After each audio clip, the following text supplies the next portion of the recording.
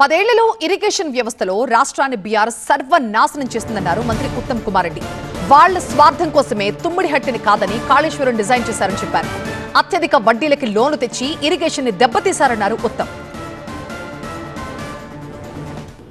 10 ఏళ్ల పాటు బీఆర్ఎస్ ప్రభుత్వం ఇరిగేషన్ శాఖని ఇరిగేషన్ ప్రాజెక్టులని సర్వనాశనం చేసింది. టోటల్ కొలాప్స్ తీసుకొచ్చారు. వాళ్ళు ఏది ముడితే అది నాశనం అయిపోయింది. మనందరినీ తాకట్టు పెట్టి, మన పిల్లల్ని తాకట్టు పెట్టి, వాళ్ళ పిల్లల్ని తాకట్టు పెట్టి హై ఇంట్రెస్ట్ లోన్స్ తీసుకొచ్చి, high interest short tenure loans తీసుకొచ్చి వాళ్ళ కకృతికో మరి వాళ్ళ లాభాపేక్షకో వ్యక్తిగత లాభాపేక్షకో ఇరిగేషన్ ప్రాజెక్టులు కట్టింది తప్పితే తెలంగాణ రైతాంగానికి, తెలంగాణ ప్రజల కోసం మేలు చేయడానికి మాత్రం ఇరిగేషన్ ప్రాజెక్టులు కట్టలేదు. 1,81,000 కోట్ల అప్పులు చేసి ఇరిగేషన్ పై ఖర్చు చేశారన్నారు ఉత్తమ్. 1,27,000 కోట్లతో కాళేశ్వరం కడితే కూలిపోయిన ప్రాజెక్ట్ గా ఇప్పుడది మిగిలిపోయిందన్నారు. ఇరిగేషన్ శాఖ నిర్వహణ కూడా 10 ఏళ్లు అస్తవ్యస్తం చేశారంటూ విమర్శించారు ఉత్తమ్. 1.81 lakh crores 10 ఏళ్లలో బారో చేయడం కానీ, ట్యాక్స్ పేయర్స్ పని కానీ గత బీఆర్ఎస్ ప్రభుత్వం ఖర్చు పెట్టింది. 1.81 lakh crores. భారతదేశంలో ఏ రాష్ట్రం ఇంతగానో ఖర్చు పెట్టలే. అండ్ దాని కింద వాళ్ళు చూపెట్టడానికి ఏముంది? కూలిపోయిన కాళేశ్వరం ప్రాజెక్టు, 1 ఎకరం ఇవ్వలేని పాలమూరు రంగారెడ్డి ప్రాజెక్టు, 1 ఎకరం ఇవ్వని సీతారామ ప్రాజెక్టు, పూర్తిగాని దేవాదుల ప్రాజెక్టు, పూర్తిగాని కల్వకుర్తి, నెట్టెంపాడు, భీమా, కోయిల్ సాగర్ అన్నీ అసంపూర్తిగా వదిలేశారు.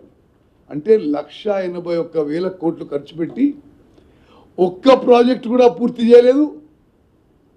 నామ మాత్రం ఆయకట్టే రావడం జరిగింది.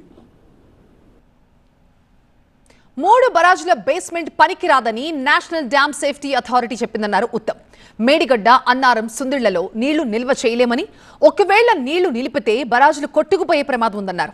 ఎన్డీఎస్ఏ అధికారుల కంటే కేటీఆర్ కి ఎక్కువ నాలెడ్జ్ ఉందా అని ప్రశ్నించారు ఉత్తమ్. మీ కక్కుర్తికి, కమిషన్ల కక్కుర్తికి ఫాల్టీ బ్యారేజెస్ కట్టి ఈ పంపు ఆన్ చేసి అక్కడ నీళ్ళు పంపి, ఈ పంపు నీళ్ళు పంపి అంటే అది దానికి అసలు పూర్తిగా ఒక సిల్లీ మూర్ఖపు మాటలు. కన్నెపల్లి పంప్ హౌస్ ఇప్పుడు స్విచ్ ఆన్ చేసి సుందిళ్ళ బ్యారేజ్కి, అన్నారం బ్యారేజ్కి, అక్కడి నుంచి సుందిళ్ళ బ్యారేజ్కి నీళ్లు పంపడం అది టెక్నికలీ సాధ్యం కాదు. ఆ గేట్స్ దించే పరిస్థితి లేదు. ఆ ప్రాణహితలో నీళ్లు సరిగ్గా ఉపయోగించుకోవడానికి మీరు సరిగ్గా కట్టుంటే ఈ పరిస్థితి రాకపోయేది. మీ యొక్క లోపాల వల్ల, మీ యొక్క తప్పుల వల్ల ఈరోజు ఉత్తర తెలంగాణలో రైతాంగానికి కొంత ఇబ్బంది ఏర్పడుతున్న విషయం మరి తెలంగాణలో అందరూ గమనించాలని చెప్పి మనం చేస్తున్నాం. నేను ముందు చెప్పిన ఉల్టా చోర్ కొట్వాల్ కోట్ అంటే వాళ్ళు మరి పైసలు మింగి లోపభూయిష్టమైన కన్స్ట్రక్షన్ చేసి అది కూలిపోయి అది సరిగ్గా పనిచేయకుంటే ఈ పంపు ఇట్లా ఆన్ చేయాల్సిందే, ఆ పంపు ఇట్లా ఆన్ చేయండి, వాళ్ళు వచ్చి మా మీద మాటలు మాట్లాడే విషయం దయచేసి మీడియా మిత్రులందరూ కూడా మరి గమనించాలి. మా టార్గెట్ మేరకు వచ్చే వానాకాలం అంటే అప్రాక్సిమేట్లీ జూలై, ఆగస్ట్ 2027 వరకు ఆ 3 బ్యారేజెస్ యొక్క టెస్టింగు, రిపేరు, రీహాబిలిటేషన్ పూర్తయి ఉపయోగించే పరిస్థితి తీసుకురావడానికి మా ప్రభుత్వం ప్రయత్నం చేస్తుంది.